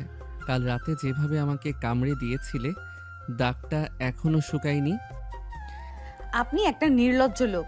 এত দূরে গিয়েও আপনার এসব অসভ্য কথা মনে পড়ছে? নিজের বউয়ের কথা মনে পড়লে সেটা অসভ্য হয় কিভাবে? তুমি কি আমাকে একটু মিস করছো না পিচ্ছি? না, একদম না। আমি খুব শান্তিতে আছি। আচ্ছা ঠিক আছে, বুঝলাম তুমি খুব শান্তিতে আছো, কিন্তু আমি তো শান্তিতে নেই। আমার তো তোমার ওই ঘাড়ের কাছের তিলটার কথা মনে করে পাগল পাগল লাগছে। নদীর পুরো শরীরটা আয়নের কথায় শিউরে উঠল। লজ্জায় সে ফোনটা কান থেকে একটু সরিয়ে নিল। আয়নের কণ্ঠস্বর রাতের এই নিঃশব্দতায় একদম নেশার মতো কাজ করছে। আপনি চুপ করবেন এখন? আমি ফোন কেটে দিচ্ছি। Good night. ফোন কাটলে আমি কিন্তু সারা আপুকে কল করে বলবো তোমাকে জোর করে খাইয়ে দিতে। শোনো নদী, আমি খুব দ্রুত কাজ শেষ করে আসব, তুমি নিজের খেয়াল রেখো। লাভ ইউ পিচ্ছি। লাভ ইউ টু জল্লাদ সাহেব। সাবধানে থাকবেন। ফোনটা কেটে দিয়ে নদী একটা স্বস্তির নিঃশ্বাস ফেলল। আয়নের সাথে কথা বলার পর মনটা একদম হালকা হয়ে গেছে। নদী কিচেনে গিয়ে একটু দুধ গরম করে খেয়ে এসে ঘুমিয়ে পড়ল। পরের দিন দুপুরবেলা নদীর আম্মু সালমা খাতুন ফোন করলেন। হ্যালো নদীমা, কেমন আছিস? আয়ান তো চিটাগং গিয়েছে শুনলাম ফাহিমের কাছে। হ্যাঁ আম্মু, কাল গেছে। কবে আসবে এখনো ঠিক নেই। আব্বু কেমন আছে? তোর আব্বুর শরীরটা একটু খারাপ, প্রেশারটা বেড়ে গিয়েছে কাল থেকে। তুই এক কাজ কর মা, কয়েকদিনের জন্য আমাদের বাড়িতে আয়। আয়ান তো নেই, তুই এখানে এসে থাকলে তোর আব্বুরও ভালো লাগবে। আব্বুর কি হয়েছে আম্মু? আমি আজই আসছি। আমি ফাহিম ভাইকে বলে এক্ষুনি রেডি হচ্ছি। নদী ফাহিম ভাইয়া আর রুবিনা বেগমকে সব কথা খুলে পড়ল। তারা নদীকে যাওয়ার পারমিশন দিলেন। বিকেলে ফাহিম ভাইয়া নিজেই নদীকে ওর বাবার বাড়িতে ড্রপ করে এলেন। বাবার বাড়িতে এসে নদী খুব একটা শান্তি পেল না। কবির উদ্দিনের শরীর এখন কিছুটা ভালো, কিন্তু নদীর মন পড়ে আছে আয়ানের কাছে। রাত তখন 10টা। সাব্বির গেম খেলা বাদ দিয়ে নদীর রুমে এলো। আপু, আয়ান ভাইয়া তো নেই, তুই কেমন শুকিয়ে গেছিস একদিনেই। তোদের ভালোবাসা দেখে আমি অবাক। তুই চুপ কর তো সাব্বির। তুই এখন নিজের রুমে যা। আমার একদম ভালো লাগছে না। আয়ান ভাইয়ার মতো একজন স্মার্ট দুলা ভাই আমি আর কোথাও দেখিনি আপু, তুই খুব লাকি। আচ্ছা ভাইয়া কি কাল আসবে? আমি জানি না। তুই এখন যা আমার রুম থেকে। সাব্বির চলে যাওয়ার পর নদী রুমের দরজাটা আটকে দিল। আয়ানকে কল করার চেষ্টা করলো, কিন্তু আজও নাম্বার বন্ধ বলছে। নদীর খুব রাগ হতে লাগলো। সে লাইট বন্ধ করে বিছানায় শুয়ে পড়ল। জানালা দিয়ে চাঁদের আলো এসে পড়ছে বিছানায়। হঠাৎ নদীর মনে হলো বারান্দায় কারোর পায়ের আওয়াজ। নদীর বুকটা ধক করে উঠল। চোর এলো নাকি? কে কে ওখানে? কে বারান্দায়? কেউ কোনো উত্তর দিল না। নদী ভয়ে কাঁপতে কাঁপতে বিছানা থেকে উঠে লাইটের সুইচের দিকে এগোতে লাগলো। হঠাৎ অন্ধকার একটা শক্ত হাত নদীর কোমর জড়িয়ে ধরে তাকে এক ঝটকায় পেছন থেকে টেনে নিল। নদী চিৎকার করতে যাবে তার আগে লোকটা তার মুখটা এক হাত দিয়ে শক্ত করে চেপে ধরলো। চিৎকার করো না পিচ্ছি, আমি। আয়নের কণ্ঠ শুনে নদীর বুকের পাথরটা যেন নেমে গেল। নদী আয়নের হাত সরিয়ে দিয়ে পেছন ফিরে খুব শক্ত করে আয়নকে জড়িয়ে ধরলো। আয়নের গায়ের পারফিউম আর ঘামের মিশেল ঘ্রাণটা নদীর নাকে এসে লাগলো। আপনি আপনি এখানে কিভাবে এলেন? আপনি তো চিটাগাং ছিলেন, আর ফোন বন্ধ কেন আপনার? ডিউটি শেষ, তাই স্পেশাল ফ্লাইট ধরে সোজা তোমার কাছে চলে এসেছি। আর ফোন বন্ধ কারণ আমি তোমাকে সারপ্রাইজ দিতে চেয়েছিলাম। সারপ্রাইজ না ছাই, আপনি আমাকে ভয় পাইয়ে মেরে ফেলার প্ল্যান করছিলেন। আপনি জানেন আমি কতটা ভয় পেয়েছিলাম? নদী আয়নের বুকে মুখ লুকিয়ে কাঁদতে শুরু করলো। আয়ান নদীর মাথায় হাত বুলিয়ে দিতে দিতে হাসলো। আরে বোকা মেয়ে, আমি তো তোমার বাবা মায়ের পারমিশন নিয়েই এসেছি। ফাহিম ভাইয়া আমাকে সব বলেছিল। আমি মেইন দরজা দিয়েই এসেছি, শুধু তোমার রুমে চুপি চুপি ঢুকেছি। আপনি খুব পচা একটা লোক, সারাদিন শুধু আমাকে কষ্ট দেন। আপনি আমার সাথে কথা বলবেন না। কথা না বললে তো আমার আরো ভালো। কথা বলার চেয়ে আমি অন্য কাজ করতে বেশি পছন্দ করি। আয়ন অন্ধকারে নদীকে কোলে তুলে নিল। নদী আয়নের গলা শক্ত করে জড়িয়ে ধরলো। আয়ন নদীকে বিছানায় এনে শুইয়ে দিল। আয়নের চোখের দৃষ্টি অন্ধকারেও একদম স্পষ্ট। সে নদীর গায়ের উপর ঝুঁকে পড়ল। আপনি খুব ঘেমো, আগে বাথরুমে গিয়ে গোসল করে আসুন। এতদিন পর বউয়ের কাছে এসেছি, এখন কি গোসল করার সময় আছে? আগে তোমার আদর চাই আমার। কেউ দেখে ফেলবে আয়ান, আব্বু আম্মু পাশের রুমেই আছে। দরজা ভেতর থেকে লক করা আছে পিচ্ছি, কেউ দেখবে না। আয়ন নদীর ঠোঁটে একটা গভীর চুম্বন করলো। নদীর সব অভিমান সেই চুমুর উষ্ণতায় নিমেষেই শেষ হয়ে গেল। আয়নের দুই হাত নদীর শরীরের প্রতিটা ভাঁজে যেন জাদুর মতো কাজ করতে লাগলো। নদীর শরীরটা উত্তেজনায় কাঁপতে শুরু করেছে। আয়নের বন্য কিন্তু ভালোবাসাপূর্ণ আদরে নদী নিজেকে সম্পূর্ণ সঁপে দিল। আয়ান, আপনি খুব রাক্ষস একটা লোক, আমাকে একটু শ্বাস নিতে দিন। তোমাকে শ্বাস নিতে দিলে তো আমি নিজে মরে যাব। তোমার ওই ঘ্রাণটা ছাড়া আমি 3টে দিন কিভাবে কাটিয়েছি সেটা আমিই জানি। আয়ন নদীর কানের লতিতে হালকা করে একটা কামড় বসালো। নদী একটা চাপা আর্তনাদ করে আয়নের চুলগুলো শক্ত করে খামচে ধরলো। রাতের অন্ধকার সাক্ষী হলো দুজনের এই গভীর আর অবিচ্ছেদ্য ভালোবাসার। পরদিন সকালে নদীর ঘুম ভাঙলো জানালার পর্দা ভেদ করে আসা রোদের আলোতে। সে চোখ খুলে দেখলো আয়ান তার পাশে শুয়ে অঘোরে ঘুমোচ্ছে। আয়নের শক্ত একটা হাত নদীর কোমরের ওপর রাখা। মানুষটা ঘুমিয়ে থাকলে একদম বাচ্চাদের মতো লাগে দেখতে, আর জেগে উঠলেই জল্লাদ। আমি ঘুমিয়ে থাকলেও সব শুনতে পাই পিচ্ছি। আমাকে জল্লাদ বললে কিন্তু সকালে আবার কোর্ট মার্শাল হবে। নদী চমকে উঠল। আয়ন চোখ না খুলে এই কথাগুলো বলেছে। নদী আয়নের বুকে একটা কিল মারল। আপনি ঘুমিয়ে ঘুমিয়েও আমার উপর গোয়েন্দাগিরি করেন। উঠুন এবার, আম্মু রাস্তা রেডি করে বসে আছে। আমি উঠবো না, তুমি আমাকে একটা মর্নিং কিস দাও, তাহলে উঠবো। আমি দেব না, আপনি নিজে নিজে উঠে ফ্রেশ হয়ে আসুন, আমি নিচে যাচ্ছি। নদী উঠতে যাবে, আয়ান তাকে আবারও টেনে বুকের উপর ফেলে দিল। আয়ান সাহেবের পারমিশন ছাড়া তুমি কোথাও যেতে পারবে না। ছাড়ুন আমাকে, আব্বু ডাকছে। ডাকুক, আগে আমার পাওনা মিটিয়ে দাও। নদী বাধ্য হয়ে আয়নের গালে একটা চুমু দিল। আয়ন সন্তুষ্ট হয়ে নদীকে ছেড়ে দিল। নাস্তার টেবিলে সবাই একসাথে বসেছে। সাব্বির আয়ানকে দেখে খুব খুশি। আয়ান ভাইয়া, তুমি কখন এলে? আমাকে তো কেউ বলেও নি। রাতে এসেছি সাব্বির, তুমি তো তখন ঘুমিয়ে কাদা। তোমার পিসি কিন্তু আমি অর্ডার করে দিয়েছি। সত্যি ভাইয়া তুমি জাস্ট ফাটাফাটি। বাবা আয়ান, তুমি তো অনেক ক্লান্ত ছিলে, আজ সারাদিন এখানে রেস্ট নাও। না আব্বু, আমাকে একটু হেডকোয়ার্টারে যেতে হবে একটা রিপোর্ট সাবমিট করতে। আমি বরং নদীকে নিয়ে বিকেলেই আমাদের বাসায় চলে যাব। এত তাড়াতাড়ি চলে যাবে? নদী তো মাত্র কাল এলো। আম্মু, ওকে ছাড়া তো আমার বাড়ি একদম ফাঁকা লাগে। আর দাদিও নদীর জন্য অস্থির হয়ে আছেন। আয়ানের এই কথায় নদী লজ্জায় মাথা নিচু করে হাসলো। বিকেলে আয়ান নদীকে নিয়ে নিজেদের বাড়িতে ফিরে এলো। বাড়িতে পা রাখতেই দাদি নদীকে জড়িয়ে ধরলেন। ও নাথ বউ, তুই আমাকে সারা বাবার বাড়িতে গিয়ে পড়েছিলি। আয়ানকে তো আমি পাঠালাম তোকে ধরে আনার জন্য। দাদি, আপনি তো আমাকে যেতে দিয়েছিলেন, এখন আবার এমন বলছেন? কিরে নদী, তুই তো একদম ফ্রেশ হয়ে গেছিস দেখছি। আয়ন মনে হয় কাল রাতে তোকে খুব আদর করেছে। সারা আপুর এই কথায় নদীর মুখটা টমেটোর মতো লাল হয়ে গেল। আয়ান একটা মুচকি হাসি দিয়ে নিজের রুমে চলে গেল।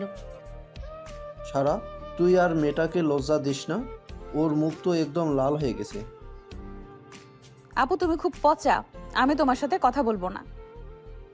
নদী দৌড়ে নিজের রুমে চলে গেল। রুমে ঢুকে দেখলো আয়ান আলমারি খুলে ওই কাঠের বাক্সটা হাতে নিয়ে দাঁড়িয়ে আছে। আয়ানের মুখে একটা গম্ভীর ভাব। নদী, তুমি কি আমার এই বাক্সটা ধরেছিলে? হ্যাঁ, মানে আমি তো শুধু আপনার আলমারি গোছাচ্ছিলাম, তখন দেখেছি, আমি খুলিনি।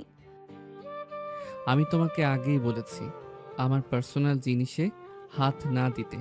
তুমি কেন কথা শোনো না? আপনি আমাকে বকছেন কেন?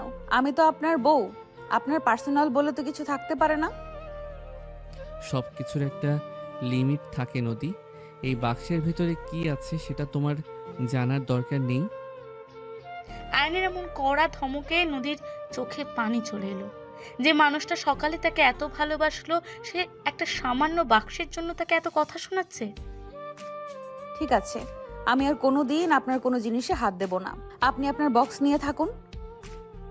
নদী, তুমি বুঝতে পারছো না, এটা এমন কিছু যা তোমাকে কষ্ট দিতে পারে। আমাকে কষ্ট দেওয়া মতো কি আছে এই বক্সে? আপনার অন্য কোনো মেয়ের সাথে সম্পর্ক ছিল, তাই না? একদম ফালতু কথা বলবে না। তুমি আমাকে সন্দেহ করছো। সন্দেহ করার মতোই তো কাজ করেছেন আপনি। আমি আজই ওই বক্সটা খুলে দেখব। নদী জেদ ধরে আয়নের হাত থেকে বাক্সটা কেড়ে নেওয়ার চেষ্টা করলো। আয়ন বাধা দিতে গেলেই বাক্সটা হাত থেকে ফসকে মেঝেতে পড়ে গিয়ে ভেঙে গেল। বাক্সের ভেতর থেকে কিছু পুরনো কাগজ, একটা রক্তমাখা শার্টের টুকরো আর নদীর ছোটবেলার একটা ছবি মাটিতে ছড়িয়ে পড়ল।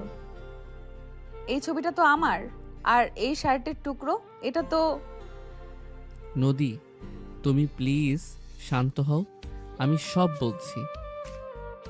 নদী অবাক হয়ে আয়নের দিকে তাকিয়ে রইল। তার চোখ বেয়ে পানি পড়ছে। এই শার্টের টুকরোটা তো সেই ছেলের, যে ছেলে তাকে ছোটবেলায় বাঁচিয়েছিল। কিন্তু এটা আয়নের কাছে কি করছে?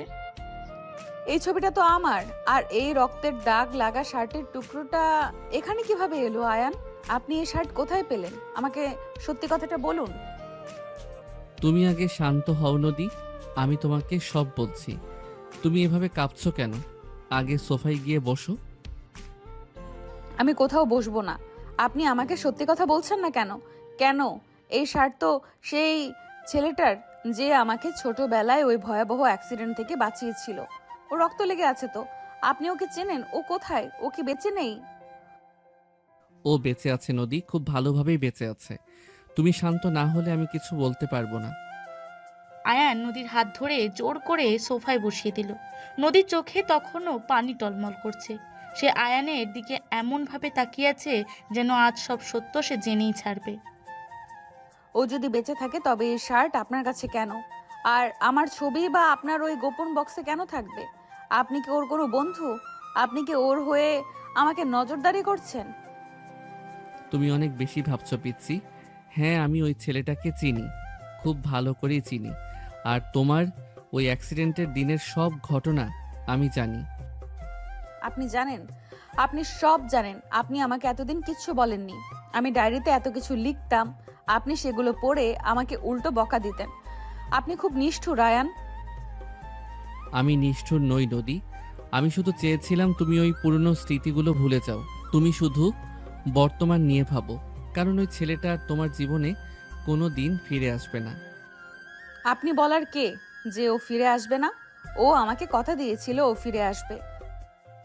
ও কথা রাখতে পারেনি নদী। ও অনেক আগে সিদ্ধান্ত নিয়েছিল যে ও আর তোমার সামনে আসবে না। তাই ও এই শার্টের টুকরো আর তোমার ছবিটা আমার কাছে দিয়েছিল। বলেছিল আমি যেন সারা জীবন তোমার খেয়াল রাখি। তার মানে আপনারা দুজন মিলে আমার জীবনটা নিয়ে খেলা করেছেন। ওই ছেলেটা আপনাকে দায়িত্ব দিয়ে চলে গেল, আর আপনিও ডিউটি পালন করার জন্য আমাকে বিয়ে করে ফেললেন। আপনাদের কাছে আমি কি কোনো খেলনা? ডিউটি পালন করার জন্য আমি তোমাকে বিয়ে করিনি নদী। আমি তোমাকে সত্যিই ভালোবেসে ফেলেছিলাম, আর এখনো বাসি। তুমি কি আমার ভালোবাসায় কোনো খাত পেয়েছো এতদিন? নদী চুপ হয়ে গেল। আয়নের ভালোবাসায় সে কোনোদিন কোনো কমতি দেখেনি, বরং আয়ান তাকে যতটা ভালোবেসেছে এতটা হয়তো আর কেউ কোনোদিন বাঁচতে পারতো না। কিন্তু তার মন মানতে চাইছে না যে ওই ছেলেটা তাকে এভাবে ভুলে যেতে পারে। ও আমাকে ভুলে গেল কিভাবে? আমি তো ওর জন্য এতদিন অপেক্ষা করেছি। কেন কাউকে ভোলে না নদী? পরিস্থিতি মানুষকে দূরে সরিয়ে দেয়। এখন তুমি বলো, তুমি কি এখনো ওই ছেলেটার জন্যই অপেক্ষা করবে, নাকি তোমার এই বর্তমান স্বামীটাকে একটু ভালোবাসবে? আমি জানি না আয়ান, আমার খুব মাথা ব্যথা করছে। আমাকে একটু একা থাকতে দিন। ঠিক আছে, তুমি রেস্ট নাও। আমি ফাহিম ভাইয়ার সাথে একটু কথা বলে আসছি। আর শোনো, আজ রাতে আমরা সবাই মিলে ডিনারে যাব। তুমি রেডি থেকো। আয়ন রুম থেকে বেরিয়ে গেল। নদী বিছানায় শুয়ে ফুপিয়ে ফুপিয়ে কাঁদতে লাগলো। তার মনে হচ্ছে তার এতদিনের জমানো স্বপ্নগুলো সব ভেঙে চুরমার হয়ে গেছে। কিছুক্ষণ পর রুবিনা বেগম রুমে এলেন। নদীমা, তুই কাঁদছিস কেন? আয়নের সাথে কি আবার ঝগড়া হয়েছে তোর? না আম্মু, ঝগড়া হয়নি। আমার শরীরটা একটু খারাপ লাগছে, তাই শুয়ে আছি। শরীর খারাপ লাগলে আয়নকে বলবি না কেন?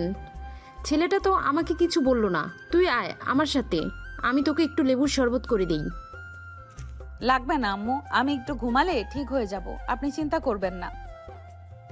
রুবিনা বেগম নদীর মাথায় হাত বুলিয়ে দিয়ে চলে গেলেন।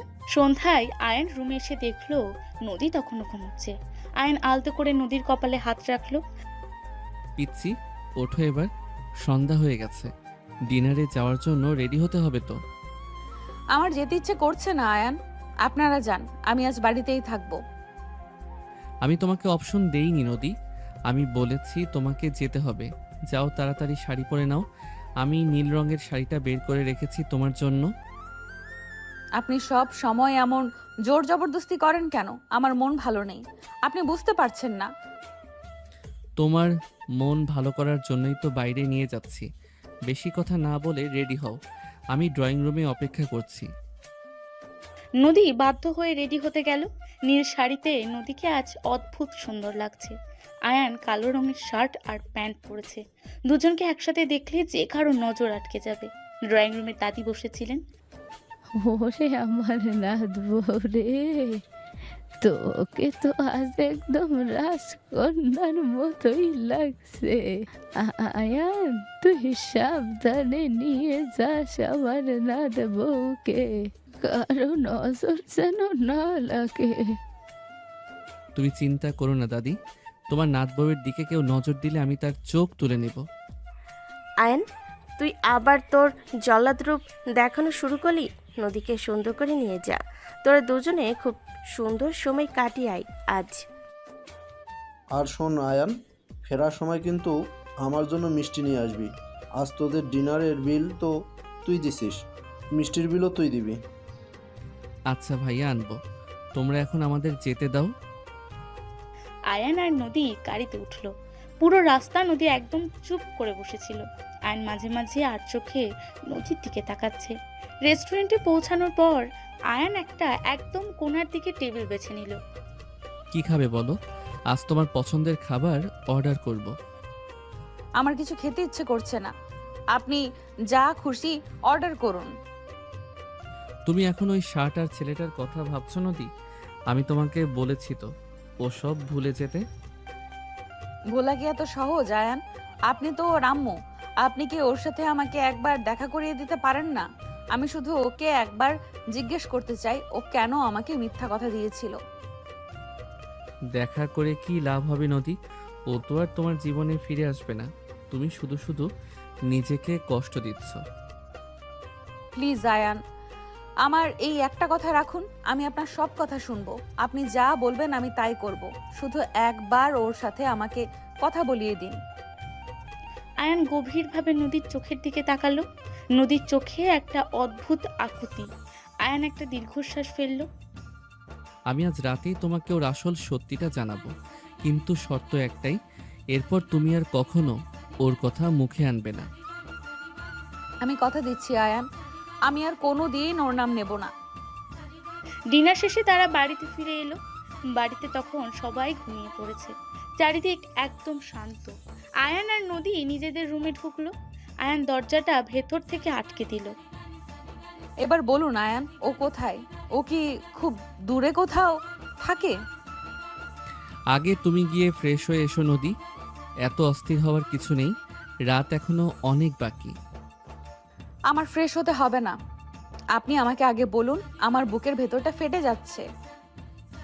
তুমি কথা না শুনলে আমি কিন্তু কিছুই বলবো না। যাও আগে শাড়ি পাল্টে এসো। নদীর আগে গজগজ করতে করতে বাথরুমে ঢুকে গেল। আয়ান ততক্ষণে নিজের কালো শার্টটা খুলে ফেললো। বাথরুম থেকে বেরিয়ে নদী দেখলো আয়ান খালি গায়ে জানালার পাশে দাঁড়িয়ে আছে। আপনি শার্ট খুলছেন কেন? আপনার কি একটু লজ্জা শরম নেই? নিজের বউয়ের সামনে শার্ট খুললে লজ্জা কিসের? তুমি এদিকে এসো নদী। আমি যাব না, আপনি আগে শার্ট পরুন, তারপর আমি যাব। আমি বলেছি এদিকে এসো, আমার পিঠের দিকে তাকাও। নদী ধীর পায়ে এগিয়ে গেল। আয়নের পিঠের দিকে তাকাতেই নদীর চোখ দুটো বড় বড় হয়ে গেল। আয়নের ডান কাঁধের ঠিক নিচে একটা বেশ বড় এবং পুরনো ক্ষতের দাগ। দাগটা দেখে মনে হচ্ছে কোনো ধারালো কিছু দিয়ে অনেক আগে গভীরভাবে কেটে গিয়েছিল। এটা কিসের দাগ আয়ান? এত বড় ক্ষত কিভাবে হয়েছিল আপনার? দাগটা চেনা চেনা লাগছে না নদী? একটু ভালো করে মনে করার চেষ্টা করো। 15 বছর আগের একটা দিনের কথা ভাবো। 15 বছর আগে? তখন তো আমার অ্যাক্সিডেন্ট হয়েছিল। একটা কাচের বড় টুকরো আমার দিকে ধেয়ে আসছিল, আর একটা 10 বছরের ছেলে তোমাকে ধাক্কা দিয়ে সরিয়ে দিয়েছিল, কিন্তু কাচের টুকরোটা সেই ছেলেটার কাঁধে এসে গভীরভাবে বিঁধে যায়। রক্তে ভেসে গিয়েছিল ছেলেটার শার্ট। নদীর পুরো শরীর কাঁপতে শুরু করলো। তার চোখের সামনে যেন 15 বছর আগে সেই দৃশ্যটা ভাসতে লাগলো। আপনি আপনি এত সব ডিটেলস কিভাবে জানেন? আপনি তো ওর বন্ধু ছিলেন, আপনি কি ওই সময় ওখানে ছিলেন? বোকামি, তুমি এখনো বুঝতে পারছো না? আমি ওর বন্ধু ছিলাম না নদী, আমি নিজেই সেই ছেলেটা ছিলাম। নদীর মনে হলো কেউ যেন তার মাথার উপর আকাশ ভেঙে ফেলেছে। সে স্তব্ধ হয়ে আয়নের দিকে তাকিয়ে রইল। তার মুখ দিয়ে কোনো কথা বের হচ্ছে না। আপনি আপনি সেই ছেলেটা? এটা কিভাবে সম্ভব? সম্ভব নদী, 15 বছর আগে আমি তোমাকে বাঁচিয়েছিলাম। ওই শার্টের টুকরোটা আমারই ছিল, আর তোমার ছবিটা আমি হাসপাতাল থেকে চুরি করেছিলাম তোমার কথা মনে রাখার জন্য। কিন্তু আপনি আমাকে এতদিন বলেননি কেন? আপনি কেন আমাকে এতটা কষ্ট দিলেন? আপনি কেন অন্য একটা মানুষের গল্প বানিয়ে আমাকে শোনালেন? কারণ আমি দেখতে চেয়েছিলাম তুমি আমাকে কতটা ভালোবাসো।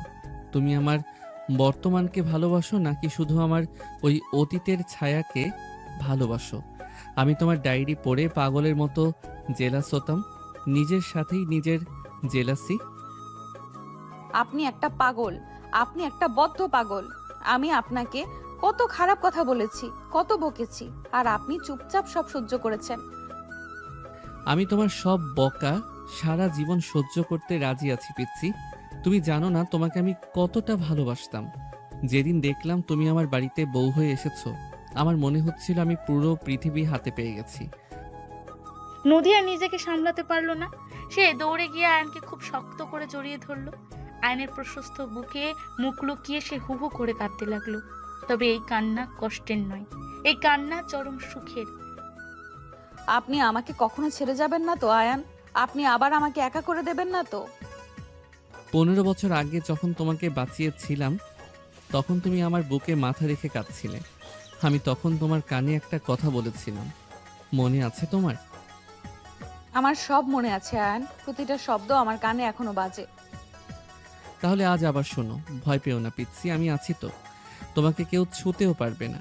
এই কথাটা আমি সেদিনও সত্যি প্রমাণ করেছিলাম, আর আজও প্রমাণ করব। আমি তোমার ঢাল হয়ে সারা জীবন থাকবো। আয়ান নদীর মুখটা 2 হাতে তুলে ধরলো। নদী চোখের পানি মুছে দিয়ে কপালে একটা দীর্ঘ চুমু খেলো। নদীর সব অভিযোগ, সব অভিমান আজ এই চুমুর কাছে হার মেনে গেল। আমি আপনাকে খুব ভালোবাসি আয়ান।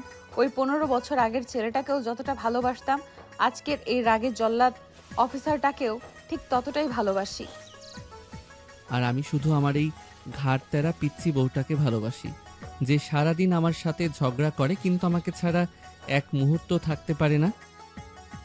আয়ান নদীকে কোলে তুলে বিছানায় নিয়ে এলো। রাতের অন্ধকার তখন আরো গভীর হয়েছে, কিন্তু তাদের দুজনের জীবনের সব অন্ধকার আর চিরতরে দূর হয়ে গেছে। আয়নের আদরে নদী নিজেকে সম্পূর্ণভাবে সঁপে দিল। দীর্ঘ 15 বছরের অপেক্ষার পর দুটি হৃদয় আজ এক হলো। এবার থেকে ডায়েরিতে আর কোনো অজানা ক্রাশের গল্প লেখা চলবে না। এবার থেকে ডায়েরির প্রতিটি পাতায় শুধু আয়ানের নাম থাকবে।